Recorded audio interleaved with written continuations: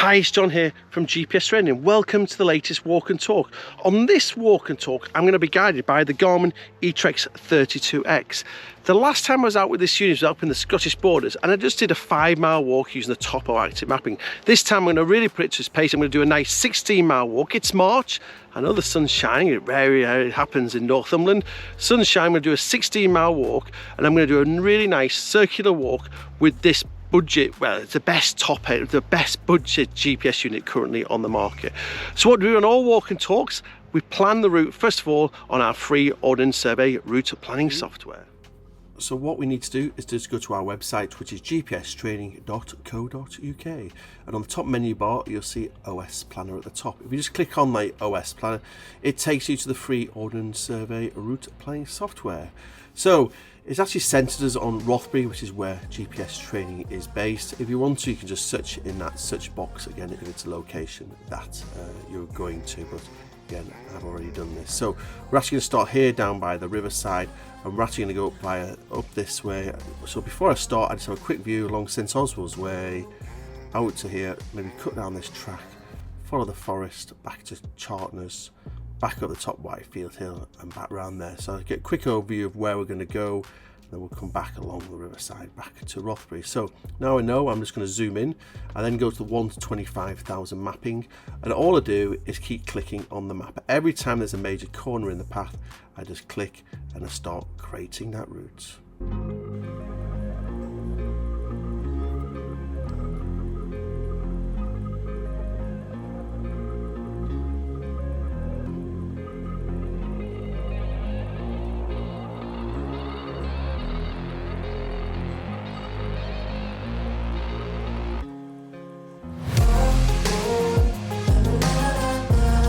And that's it. So it's 16.1 miles. I'm just going to call this walk with eTrex 32X.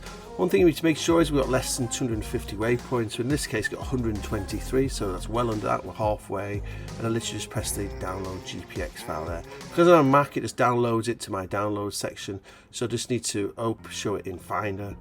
I'm just looking for my GPX there, which is there. I literally just need to copy it. Then find my GPS device. I'm looking for my Garmin GPS device. Double click on my Garmin folder, and I'll just find my GPX folder, and I'll literally just paste it within that folder. So and there it is there, and the walk and talk E32X, so it's pasted within that. Now I'd always just switch on my GPS unit, make sure it's on there before I go, but we're all ready to start. So what we need to do at the start of the day's walk, and there's 3 things we need to do. First of all, we need to check we've got a satellite signal, so I'm just going all the way down the bottom to what's called a satellite page.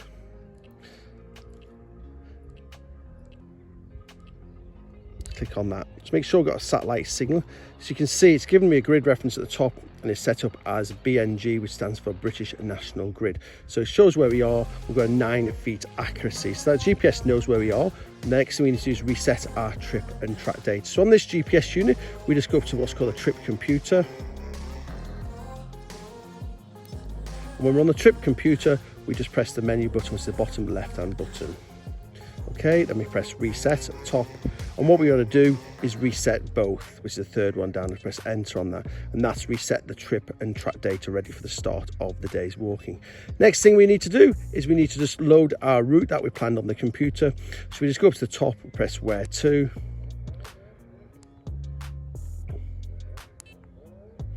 We select routes, which is just down here.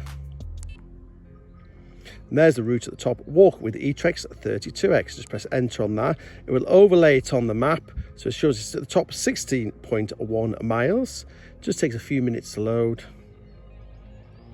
Once you know it's the right route, we just press down on it, and that will then get us going. So we can now see we've got an arrow at the top of the map page. So we can either navigate on the map page with that arrow at the top. Again, we can zoom in on that map page. Oh, let's zoom out. Press zoom in to zoom in on the map page. We get more of the detail. So I've got 1 to 50,000 mapping on there. So there's a 1 to 50,000 mapping come into focus. Or alternatively, we can navigate on what we call the compass page. We get a big compass rose at the top, and it tells you at the top how far it is to the next waypoint. Again, when we start walking, these boxes will all come into life.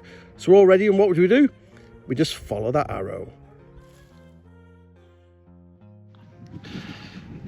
You can never beat a Garmin GPS screen in bright sunshine. So fingers crossed you can see that. Look at that screen. This is the difference between an outdoor GPS unit and a mobile phone, isn't it? You know, mobile phone, if I hold up to the sunshine, it will look absolutely awful.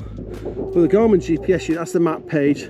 Look at the clarity of that with the sunshine on it. It actually looks better the brighter the sun gets. So that's the key thing with an outdoor GPS unit. Look at the brightness of that screen. Doesn't need to be backlit, it's just different screen technology than what we find on a mobile phone. So that's the key thing really with an outdoor GPS unit, is how it looks with that sunshine shining on it. And that's where we're going to go. Climb up to what's called Lord and Shaw's Iron Age Hill 4. It's that high ground there. We're just going to bear off left, just a few hundred yards off. Hats off. Down jackets just about to come off, so we've got a bit of a climb ahead.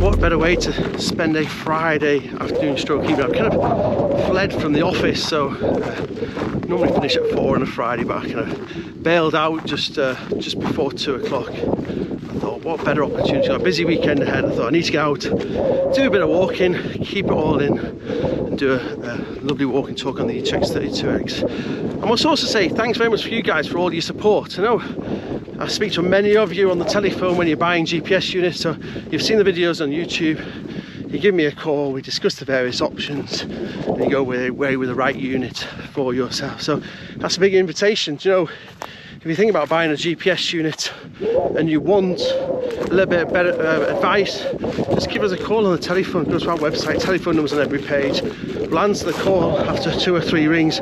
You're not on hold for 20 minutes, and we chat over the various options available for you and give you honest, impartial advice. And people will know if you ring up and the device isn't right for you, I'm not going to sell it to you. I don't need to sell GPS units that are wrong for people. So honest, impartial advice. If it's what you're wanting is beyond your budget, go away and save it up, or we've got some easy payments and this kind of thing. So I really enjoy speaking to you guys. I know many of you have watched us on YouTube, and I know a lot of you have fixed up with the right GPS units for your requirements, and you guys are doing some really interesting things, some big events or day walkers, all sorts of different things. So it's quite funny because when you ring up, you go, "Hi John, I've been watching on YouTube," and you kind of know me, which is kind of frightening at times, but a bit of fun at other times, isn't it? So yeah, I really appreciate the feedback. So I've just take the 32X out again. Really nice, no budget GPS unit. I don't know if people know, follow what I do a number of like ultra events. I did an event last year, 118 miles in 48 hours, and I do navigate with a Garmin GPS map 66i with a 2-way satellite communication, but I take a 32X as my backup. So that's where it sits for me. Is great battery life on it, great value for money GPS unit, and I'm happily navigating with this all day long. I see I put Ordnance Survey maps in it. If you can afford it, do put Ordnance Survey maps in any GPS unit, and make sure you buy that maps when you buy your GPS. And if you just heard the ping, that's going over the top of the waypoint. My GPS is telling me you're on course, so that's why we get that little ping as we go through. So going back to what I was saying, if you can buy Ordnance Survey mapping, if you're in the UK, please do. At the time of purchase, you're going to get it at half price or just over half price. One of the most common mistakes people make is they buy the GPS unit, find it 100 quid cheaper elsewhere, go and buy it from various other retailers who frankly should know better, and then they come often ring up and say, love your videos John, but I bought it 100 quid cheaper, it's got no maps on it though. Can I buy an Ordnance Survey map card? Yeah, 200 quid. What? And that's the reality. Buy your map card when you buy your GPS unit, and you save yourself a lot of money. So a bit of a top tip there when buying a GPS unit.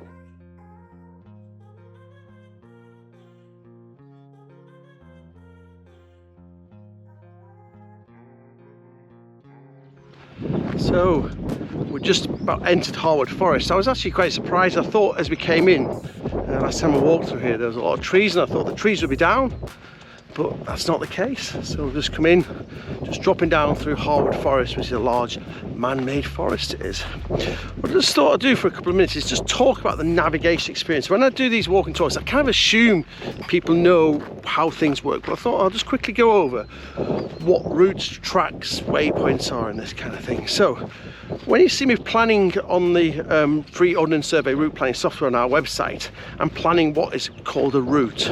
So a route is a collection of waypoints that have been joined together.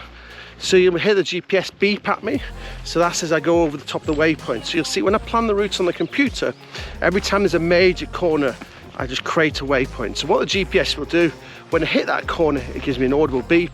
I then will pull it off my backpack tether, look at it, there it is. And there's my corner just coming up. So there's my corner just coming up, and it's telling me that I need to look at it. It's telling me to follow this around. Now I'm on a forest track, but again, this could be an interchange or a path crossing another path. So that's what we get when we navigating this route. Now the key thing with a route, as you'll see, I check at the end of my planning how many waypoints I've got in a route. Key thing with a route is we've got a maximum of 250 waypoints on any Garmin GPS unit with a route. Nice thing about a route is we get that audible navigation. I've got my GPS there. It's going to ping at me, tell me when I need to look at it, and I then can enjoy the rest of my walk. Now when you've seen me doing some long distance trails or long distance tracks, I often will navigate a track. A track is a silent navigation, so my GPS doesn't beep at me, and therefore it's just a silent navigation. Key things about a track is we can have up to 20,000 track points in a track. So this is why a lot of people by default start playing tracks, so they can't get routes to work for them because they don't know about this limit of 250 waypoints. This is the other reason why a lot of people use tracks for long distance trails, because therefore they can plan the whole of the Pennine Way in one go, can't they? And that's the other key thing there. They can plan the whole of the Pennine Way, whole of the Havens Walk Trail, and get away with it. So that's why a lot of people will do tracks. And you've also got to think that when you're navigating a long distance trail, use this waymarked, use this fairly easy to find out, and the only time you're going to look at your GPS unit is when you really need that reassurance rather than it beeping at you all the time. So that's the main difference between a route and a track. A route, audible beep, maximum 250 waypoints. A track, a silent navigation, and up to 20,000 track points in there. So just looking back over the Simonside Hills behind us is where we're just skirting around the edge of. We're going through Harwood Forest. A fair bit has been felled. I'm heading to a place called Falowlees which used to be a very remote farmhouse. Well, it still is a very remote farmhouse. They've not got an awful lot of land now. It's kind of within the forest. But there's a very famous shepherdess called Emma Gray used to be there. So Emma Gray is very famous. She's been on a lot of television. Sheepdog trialer, sheepdog trainer. But she's since in the last year or year and a half moved up to, I think it's Skye or somewhere, one of the Scottish islands anyway. So Emma Gray used to live at Falowlees, so fingers crossed we'll be at Falowlees soon. Really nice remote farmhouse. Yeah.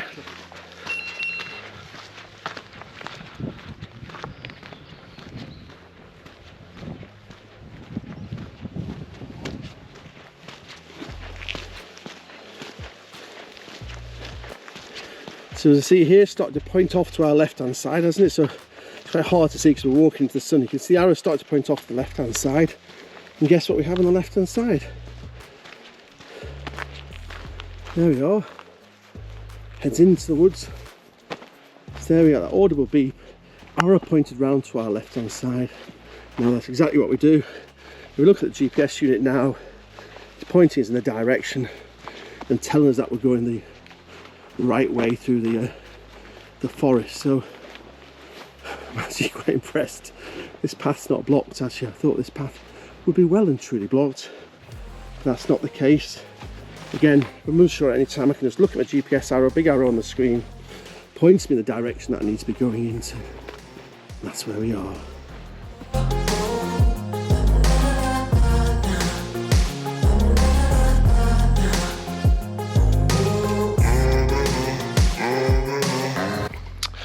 So where does the eTrex 32X sit in the range of Garmin GPS units? So if you've seen any of the video reviews I've done, or read the reviews as well, I always say the eTrex 32X is the best budget GPS unit currently on the market. So really nice, cost-effective GPS unit. It has electronic compass in it, barometric altimeter, which we don't find on the 22X. The 32X is twin really, except 22X doesn't have electronic compass, barometric altimeter. So the key thing with the electronic compass, that gives you the accuracy of small movements. So with a GPS unit, because it's working from satellites thousands of miles above, if you turn your GPS through 90 degrees, it goes, so what, you've not moved. But for us walkers, it's quite important, if you stop at a junction, if you can rotate your GPS unit, you can actually make sure that you're going in the right direction, you're going down the path, the right way down the path. If you don't have an electronic compass, what you'll find is you need to start moving and then the map orientates itself. You actually end up with a more stable navigation experience, but you need to be moving. So what happens with this unit is, it works off the electronic compass. When we're going over, I think 1.5 to 2 miles an hour, it starts working off the satellite, gets the direction of the satellite. It really gives us a great navigation experience. So that's where we are, trees down. So yeah, story of a lot of the walks at the moment is we've got lots of trees down after the storm, so fingers crossed we should be able to battle our way through and get through. This doesn't look great, to be honest. It's more my rucksack gets stuck on things, but I'm managing to get through. I actually came this way thinking that I might actually get stuck with the navigation, but that's not been the case. We actually have a walking we have a walking holiday business, you may know, Shepherd's Walks Holidays, and one of the trails we do is St Oswald's Way. So one of my key things, I thought, I'm going to walk this route. We've got holidays just starting next month because we're nearing the end of March, so we've got walking holidays starting in April. I thought I'll come and wrecking a section through this forest, and then we can let our customers know it's all good to go or not. So far so good. It's a little bit rough underfoot, but touch wood, it's all looking good. Except I've lost the path. Maybe not, it's just going down here. So I'm actually just coming to Falowlees, which is a farm we're talking about. Behind Falowlees, or to the south of Falowlees, is Green Leighton Farm, and people have watched the walk and talk I've done with the eTrex 10. You'll know that that is the farm I used to shepherd on. If people don't know, I used to be a hill shepherd.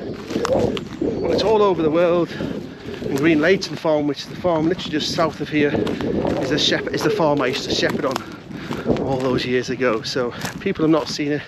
I did a walk and talk there last year with the eTrex 10.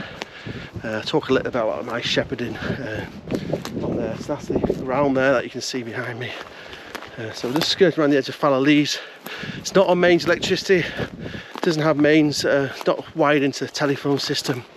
Proper remote farmhouse now in Harwood Forest. It used to be the top end of Wallington Estate, if people know that, which is the National Trust property, but it was signed over to the Forestry Commission on a 999-year lease.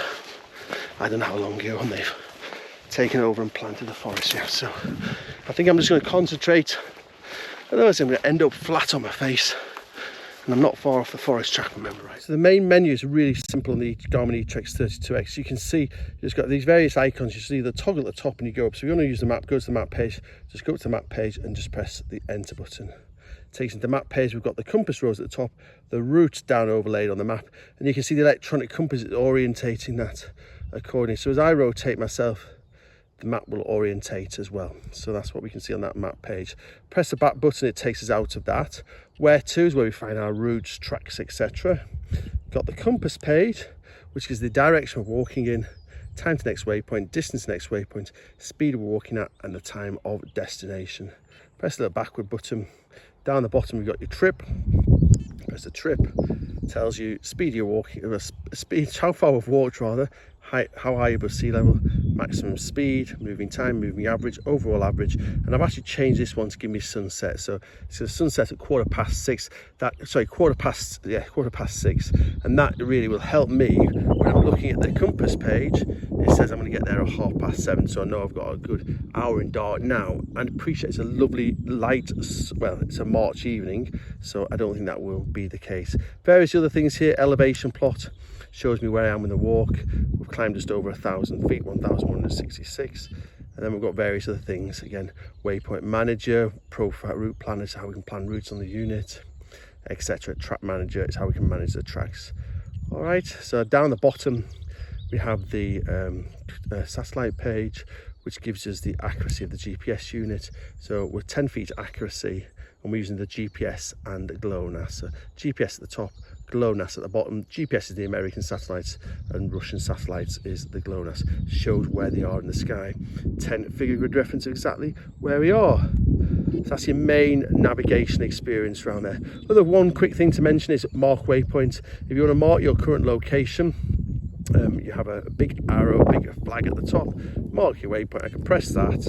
It marks this waypoint called 002. Gives me the 10 figure grid reference of exactly where we are, and you can press done. But these all are editable, so you can go up to the top. I can change this if I want to and call it car, something along those lines. So if you want to mark where you parked your car, you can just create a waypoint of your car, and just come down the bottom and press done. There's my waypoint where my car is. Come down to the bottom and press done, and that marks a waypoint of my current location.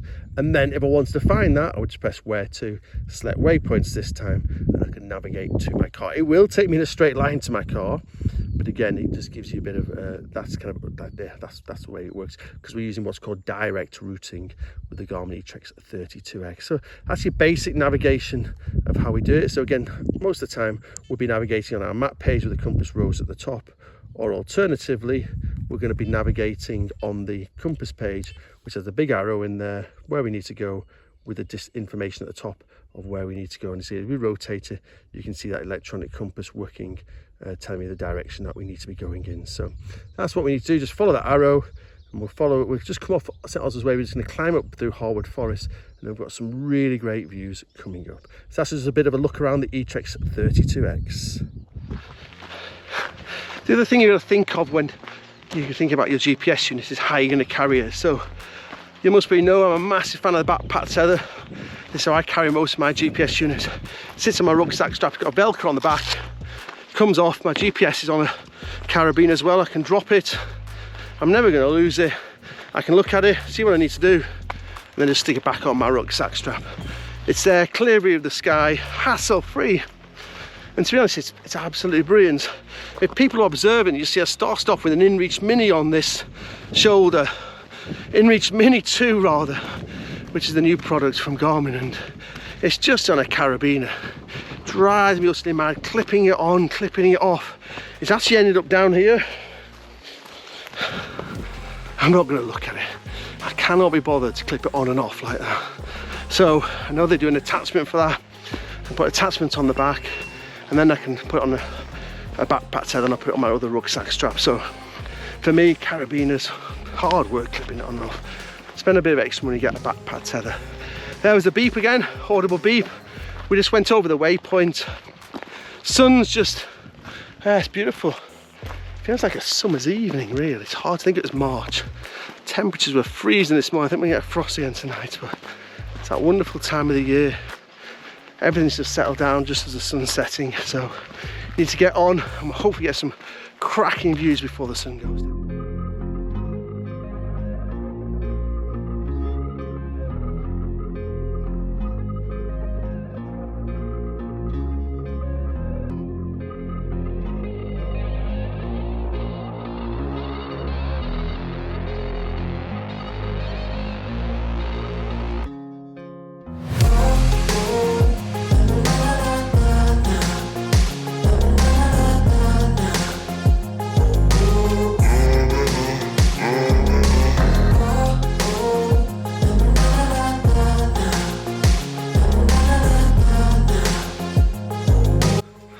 Just look at these trees. These are what's been down in the storm this past year. We've had 3 big storms in the northeast of England, I know many of you have all over the country, but these trees are all just keeled over. Makes you realise, doesn't it, how shallow these roots are. Do you know, man-made forest, look at that. It's so shallow, isn't it? One thing to bear in mind if you are getting an eTrex, GPS unit, eTrex 10, 22x, 32x, touch 35, and also the Oregon, which again is kind of coming to end of life now, is I've had a few people who now don't have a PC or a Mac and just solely have either a mobile phone or a tablet, and they're wanting to plan on our free Ordnance Survey route planning on one of those devices, e.g. a tablet or a mobile phone. Now that's great, but the problem is you cannot transfer it onto one of these GPS devices. You cannot wirelessly transfer it, and you can't sadly plug it into a tablet of this GPS unit and transfer it onto it. So if you are one of those people who don't have a desktop computer and you want to plan your routes, do go and get either a GPS map series like 65, 65S, 66S, 66SR, 66I, or a Montana 700, 700i, 750i, and those are GPS units that you can then wirelessly transfer it from the Connect app onto your GPS device. If you're an eTrex 10, 22x, 32x, 35T, or alternatively in Oregon, you have to plan on the computer before you go. So again, top tip if you are planning on a tablet is get yourself a wireless mouse. You are going to struggle if you're using a touchscreen on that. So a few top tips if you are wanting to get one of these GPS units. If you want to plan the routes, you don't have to before you go. You really need a PC or a Mac to do that on before you start. I'll be honest with you guys, when I planned this walk this morning, I thought, you know what, I'm going to get myself into problems that are coming to the forest. I was convinced that as I came to the forest, the trees were going to be down. I thought I'll be able to show you guys how to do a track back, how to plan a route on the unit and get yourself out of a problematic situation. But it's not been the case, has it? It's been great. The trees have been cleared, and yeah, it's a bit. And I'm not one of these guys who wants to sensationalize something, like make it an exciting video, pretend things happened. To be honest, you're joining me on my walk, and this is what's happening on my walk. So I thought what I'll do is quickly show you how you can create a waypoint on the unit and navigate to that. So again, we're navigating that route. We've got that arrow on the screen. The nice thing about a route, we can stop and reload that at any time during the walk. So what I can just do, go to the main menu, just stop navigating that route. I just go to the where to, and I get the option to stop navigation. And what you'll see when I stop navigation, I've lost the compass rose at the top, and I've also lost the compass rose in the compass. So again, that's all blank because I'm no longer navigating a route or anything like that. So what I'm going to do is I'm just going to do a short, what we call a single go-to or leg to a single waypoint. So if I go onto my map page, you can see there I am at the map. If I orientate my GPS unit, hopefully you can see it, it will orientate my map accordingly. So what I'm wanting to do is just navigate to this gate here. So what I can do is just use the little rocket, and you see an arrow appears on the screen. Little arrow on the screen like this. You can see a little arrow down the bottom on the screen, and we move it to the location we want to create a waypoint to. I can tap on that, and I've created a waypoint to that location. It's giving me the grid reference of that location at the top.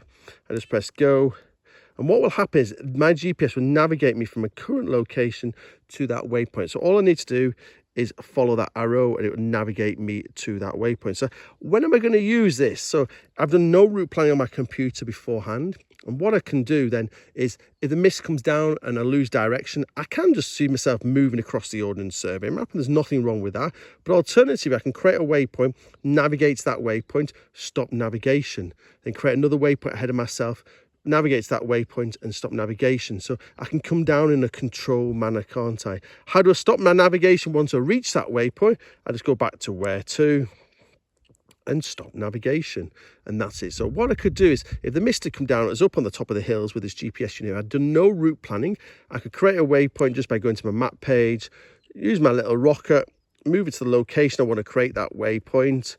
When you're at the right location, just press down on it, press down again, and it will start navigating me to that waypoint. Again, I'll just follow the arrow on the screen. And if I want to go on my compass page, it says that waypoint is 0.10 miles away, isn't it? So it's 1/10 of a mile away, and we can navigate to it. As you're approaching that waypoint, you'll get approaching at, and when you reach it, you just go to where to and stop navigation. And that's how we do a single leg, which is like to a go-to. So what I'm going to do now is I'm going to carry on with my walk. I'm just going to load my route back in.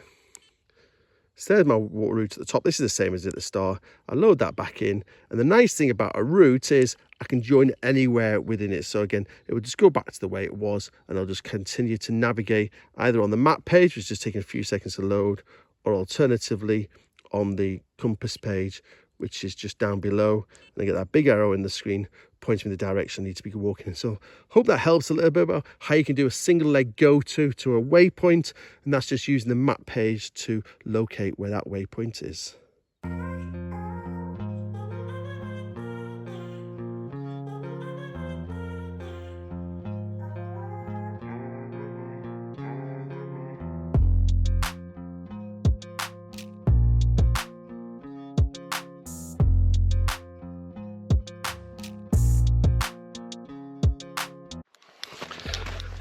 This is one of my favourite sections of this walk. Is Whitefield Hill. Absolutely stunning. Do you know, it's so far away from anywhere else. We had to climb up through the forest. It's a long way from anywhere. And to be honest, it's great. I've actually, embarrassing to say, it's the third time in 7 days I've done this section of walk. I actually walked it last Friday night, quite late on as a night walk. Didn't do any videoing then. I guided a group, did a 12-mile walk around. A similar walk than this, a bit shorter than this one I've done today on last Saturday.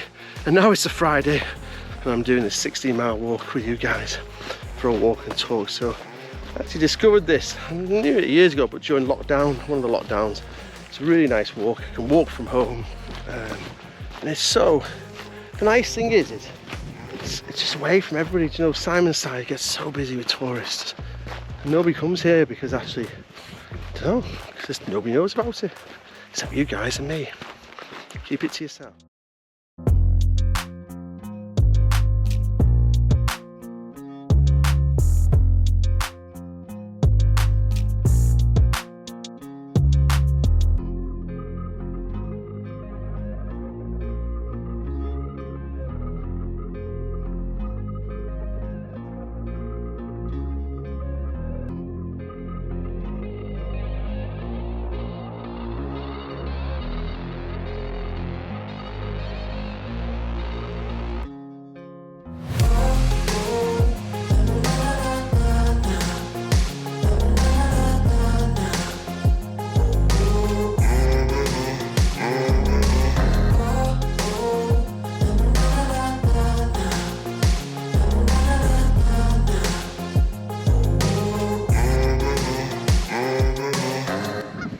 So, lovely sunset behind us. The sun's just going down.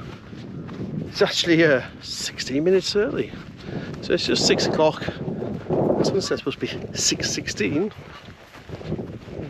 I suppose it's just come down behind the mountains, or the hill ground behind us, which is nice, isn't it? We're just approaching Caistron Lake. It's a really nice nature reserve. I used to be fishing a little while ago here, but for whatever reason that stopped. Some nice bird hides and things around here. So quick look at that when we arrive, but I thought I'll show you the last of the sun behind as the sun is setting on the high ground behind us. Not bad end to the week, is it really?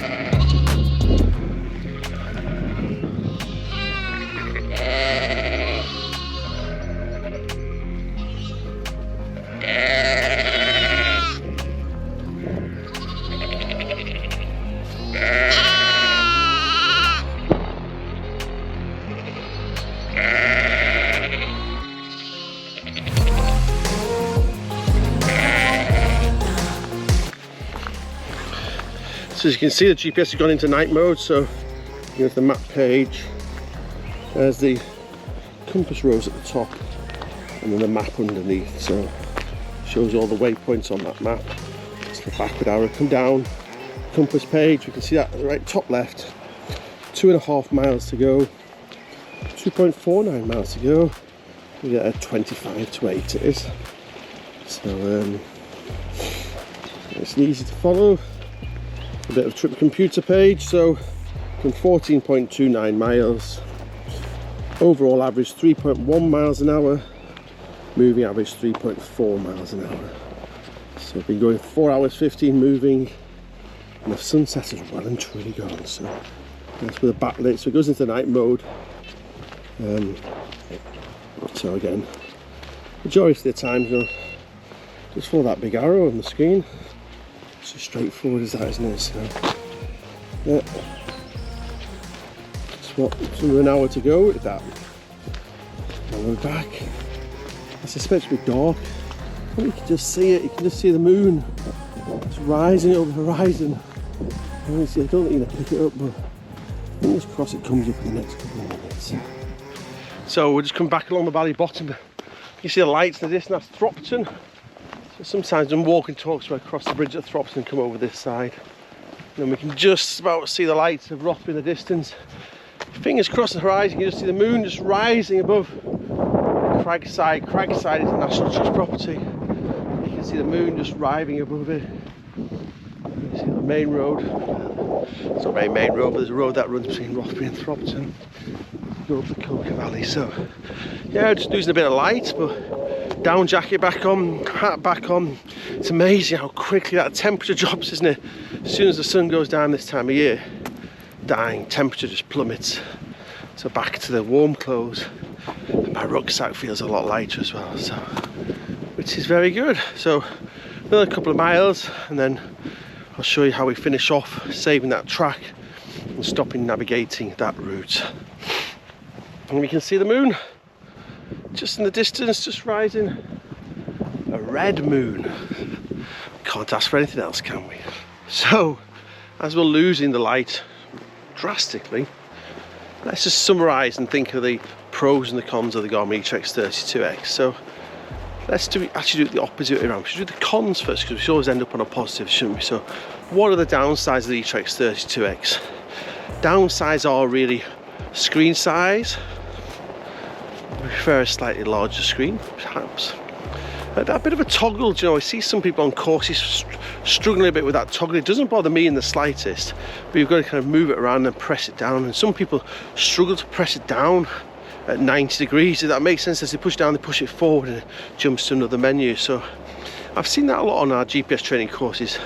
The nice spots where slightly older gentlemen just struggle a little bit with that toggle. It doesn't bother me in the slightest in that. I think that's your only downside. I maybe say the interface, you know, the way we've got to go into pages, come out of page, move to a new menu, go into it.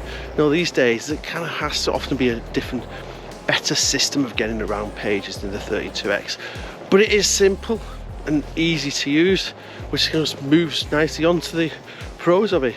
Easy to use, simple, cost effective, great battery life on it. You know, normally I would never recommend running a GPS unit off Duracells, but you can with an eTrex 32X. It's just great on batteries. You can throw anything in it and it's always going to work. If you can afford to buy it with Ordnance Survey mapping, it's worth it, because then you can work on the hoof, as we saw when we created that waypoint.